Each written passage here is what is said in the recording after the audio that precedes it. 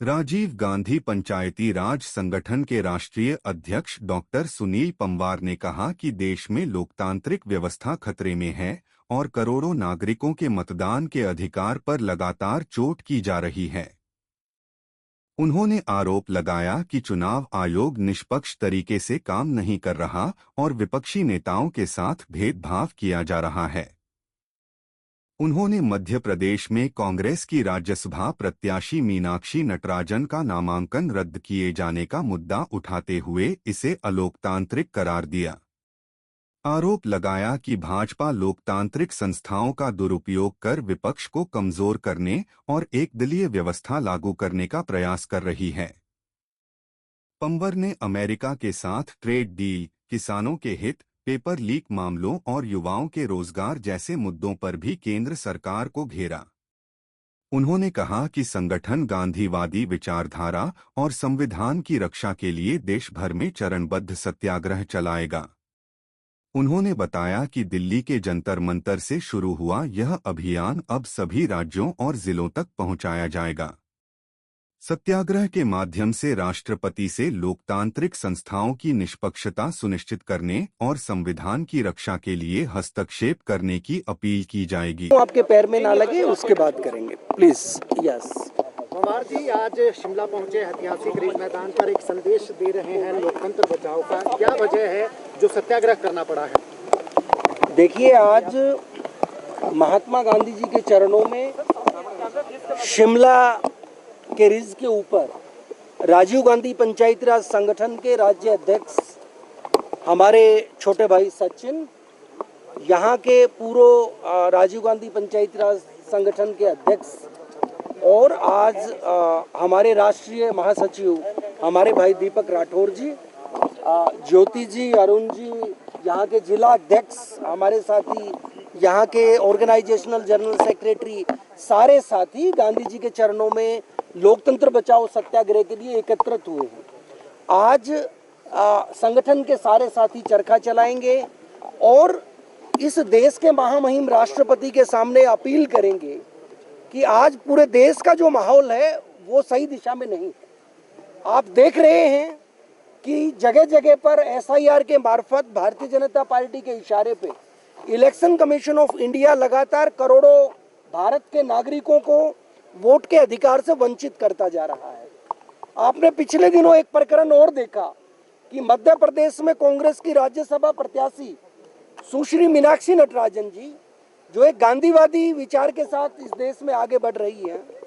जो चरखा और सूत काट के खुद अपने कपड़ों निर्मित करके पहनती हैं, ऐसी महिला को राज्यसभा में जाने से रोकने के लिए इलेक्शन कमीशन ऑफ इंडिया के पास न मीनाक्षी नटराजन जी के खिलाफ कोई एफआईआर मिली, न वो सजा याफ्ता है, न किसी नोटिस का संज्ञान कोर्ट ने लिया था। इसके बावजूद उनका नामांकन उस आरओ के द्वारा रद्द किया गया जिस आरओ के पास उसको रद्द करने की ताकत भी नहीं है। इलीगल तरीके से उनका नॉमिनेशन रद्द करने के बाद इलेक्शन कमीशन ऑफ इंडिया ने कोई संज्ञान नहीं लिया और सुप्रीम कोर्ट ऑफ इंडिया ने भी हस्तक्षेप करने से इनकार कर दिया। आज आप जगह जगह पे देखते हैं कि हमारा लोकतंत्र पहले वोट चोरी के मार्फत, फिर चुनाव चोरी के मार्फत और उसके बाद इससे भी आगे बढ़ के भारतीय जनता पार्टी वो एमएलए और सांसदों की खरीद फरोख्त करके, पार्टियों को तोड़ के इस देश के अंदर एक पार्टी सिस्टम लागू करना चाहती है। वो हमारे देश के लोकतंत्र के हित में नहीं है। इसके अलावा भी भारतीय जनता पार्टी ने देश के लोकतंत्र को अपने जूते की नोक पे रखा हुआ है। आप देखो किस तरीके से अमेरिका के साथ ट्रेड डील करके इस देश के करोड़ों किसानों के साथ धोखा करने का काम वो भारतीय जनता पार्टी कर रही है। आप दूसरी तरफ देखोगे तो पेपर लीक जैसे मामले,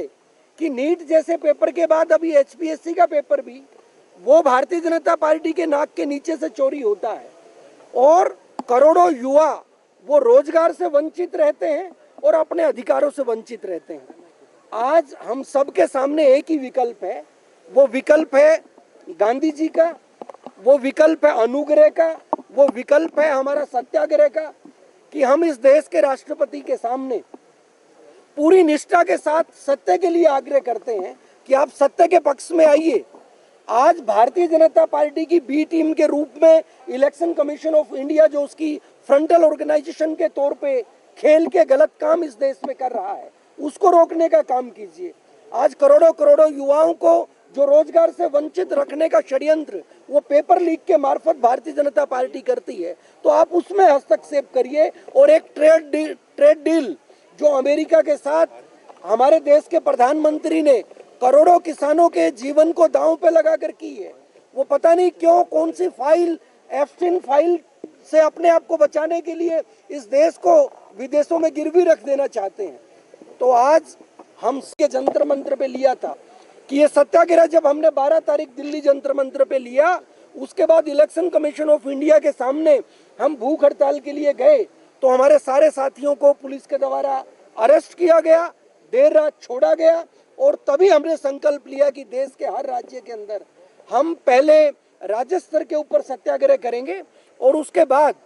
पूरे देश में हर जिला स्तर के ऊपर राजीव गांधी पंचायती राज संगठन के साथी इस सत्याग्रह को लेके जाएंगे। और इस चरखे की जो खनक है वो निश्चित तौर पे गांव-गांव के अंदर जाएगी गांधी विचार की, और गांधी विचार के साथ बाबा साहब भीमराव अंबेडकर का संविधान जो 2014 से पहले निश्चित तौर पे सुरक्षित था और आज देश में सत्ता के उन सत्तासीनों के हाथ में लगा है जो उसके अंदर सर्वोदय के विचार को फाड़कर फेंकना चाहते हैं, जो यहाँ के नागरिक को सिर्फ वोटर तक सीमित रखना चाहते हैं, अपितु उसको मालिक नहीं बनने देना चाहते। तो बाबा साहब भीमराव अंबेडकर के उस संविधान को बचाने के लिए हम सबके नेता प्रतिपक्ष राहुल गांधी जी लगातार देश भर का दौरा करके भारतीय जनता पार्टी की गलत नीतियों को लोगों के सामने उजागर करने का काम कर रहे हैं। आज हम हमारे नेता राहुल गांधी जी के साथ आगे बढ़ते हुए इस देश के अंदर जागरूकता करने का काम करेंगे और ये सत्याग्रह हमारा देश भर के अंदर लगातार चलता रहेगा।